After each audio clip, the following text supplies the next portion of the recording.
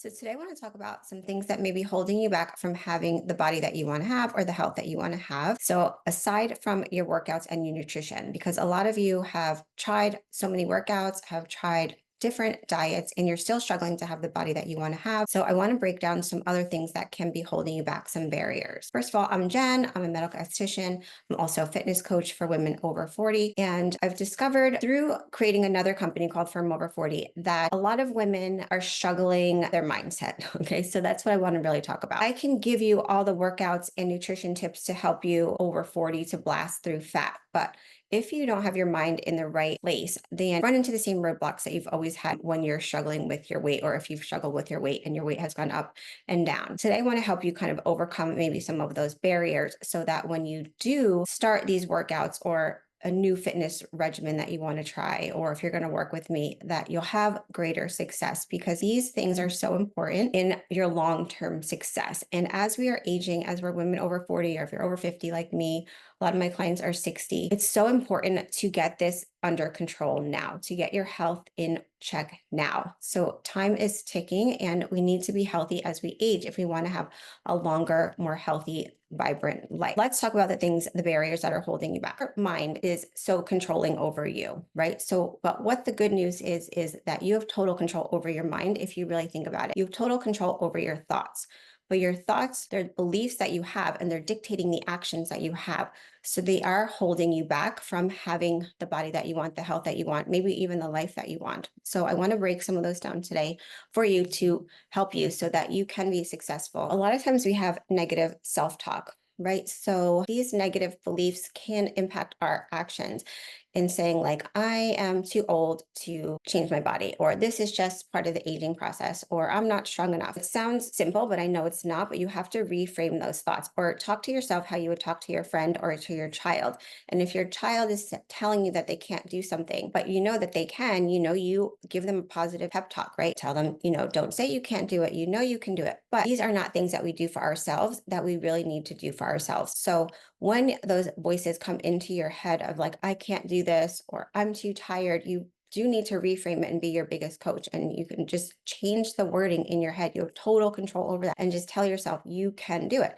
I can get up. I am strong. I am going to work out today. Nothing is going to stop me. And talk to yourself how you would talk to your children or your spouse or your best friend.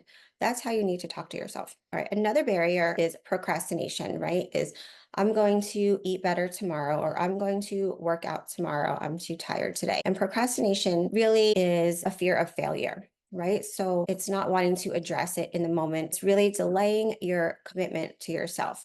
So this is hard also to battle, but you can do it in baby steps. So if you hear those voices coming into your head of like, I'm not going to work out today, or I'm just going to eat healthy tomorrow, then I suggest that you just do baby steps, right? Because it can be overwhelming. And that's another reason that people procrastinate, is because they're overwhelmed by the thought of making a lot of changes. So if you make micro changes, so in the moment, I'm just going to do a 10-minute walk today. That's it. Like, don't focus on like having to get in long workouts or having to do things that are overwhelming you. If you make micro steps, a micro action, like over time, then these micro actions can become habits, but you have to get in the habit of stopping the procrastination as soon as those voices come in your head. So whether it's in the moment when you're telling yourself that, and you just block the thought and you make an action, make a healthy meal, or get out of bed 10 minutes early and do a little 10-minute workout, or take 10 minutes to meditate, whatever it is, to take the time for yourself to make yourself healthier. Okay. Another big one is prioritizing everyone and everything over ourselves. As women, a lot of times this is what we do.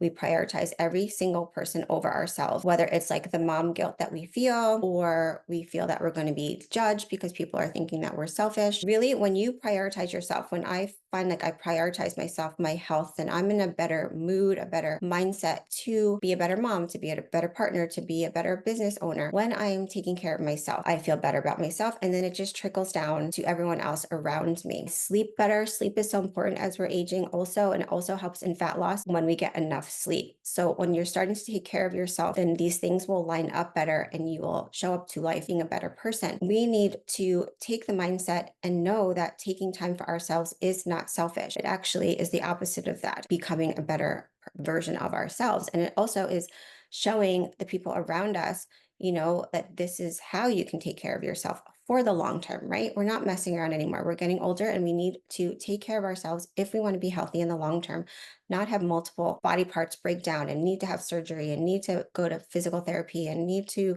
go to a million doctor's appointments. Like, no, we don't have time for that. If you take the time now and take care of yourself and build in time to take care of your body and to take care of your mental health, then you can avoid all these hours that are going to be coming up in the future of multiple doctor's appointments and all of these negative things that we want to avoid. Another thing that I've struggled with over the years and that I notice a lot of people struggle with, even as we're aging. But now, as I'm older, this isn't as big of an issue for me. It's really caring about what other people think, right? So, and that's holding people back. So, caring about people's judgments about you, that you don't want to join a gym because you're worried about what people are going to think because you haven't been in a gym, or because you're overweight, or because you've lost weight and gained weight. And now, what are people going to say? Like, you're doing something else, it's not going to work. This is your mind playing games with you, and you need to take control over those thoughts as well. And just know, you have to block out the noise and not worry about what other people are thinking, because this is about you and your family and being the healthiest version of yourself for your family so that you can take care of yourself, right? So if you continually don't take care of yourself and your health begins to deteriorate, then other people are going to have to jump in and start helping you with things, because you can't bend over to pick things up, or you can't reach things, or you can't balance. So you have to hold on to somebody. Those are not the paths that you want to go down. So taking the time now, and if you're going to have people around you that are negative about it, then you need to either cut them out of your life, which I've learned to do, or you need to just silence the noise and take care of yourself, because in the long run, that's what's most important. Some things that have helped me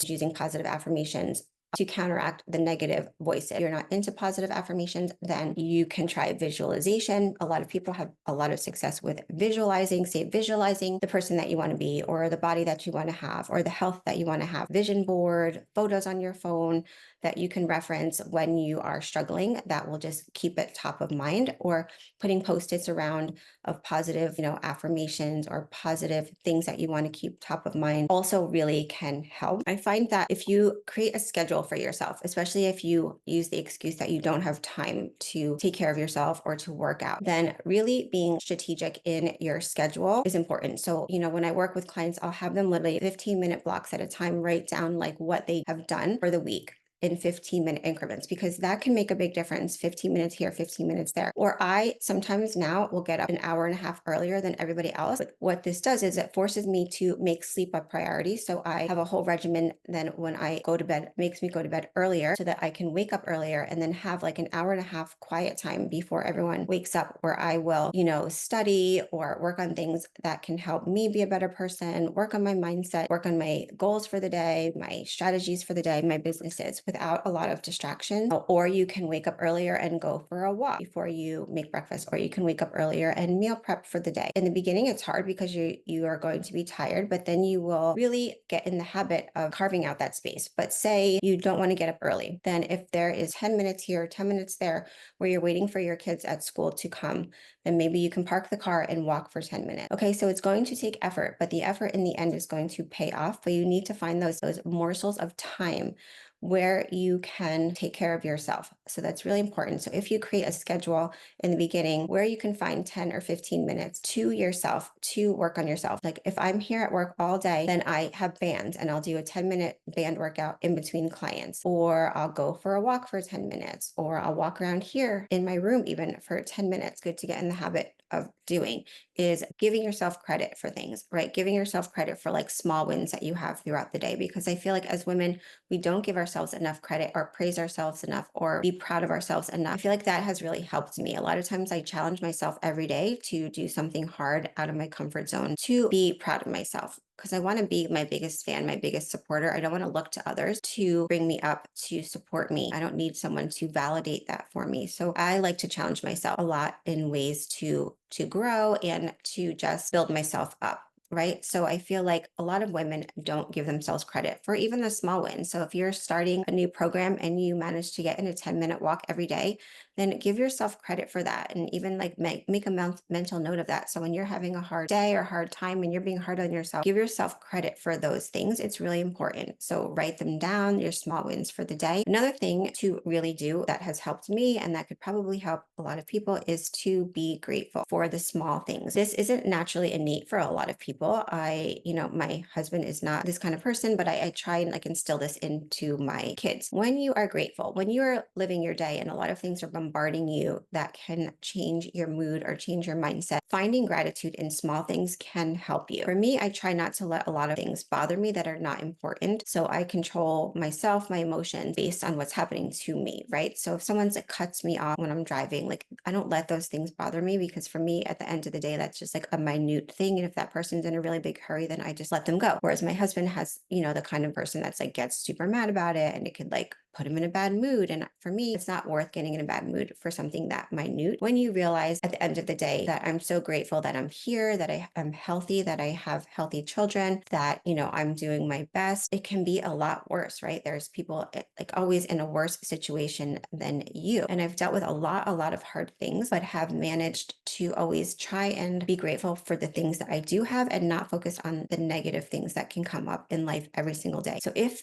you focus on all these negative things that are coming into your life and changing your mood, it's going to make it harder to achieve your goals, because your mindset, your mind is not in a great position. So if you struggle with this, then it's good in the morning, maybe to find things that you're grateful for. And then midday, if you're struggling, then find things that you're grateful for. And then at the end of the day, when you're going to bed and you're going to sleep, find again things that you're grateful for. I find that this really helps when you're being bombarded with a lot of challenges in your day, remembering to be grateful for the small things. So anyway, I hope these tips help, because it's really important that you have your mindset right when you are starting on this healthy lifestyle path, or if you are starting a new diet, or even if you're starting Ozempic or these GLP-1 shots, that you need to have a plan when you go off of them. And if you always go into the same patterns of these negative self-talk or these limiting beliefs that you have, you're going to go back to your old patterns. So in order to break those patterns, you need to have a strategy, you need to have better self-talk, and you need to have a better mindset. So I go into this more in my programs, but if this was helpful, please like and subscribe. Message me below with areas that you're stuck on. I'd be happy to give you some pointers.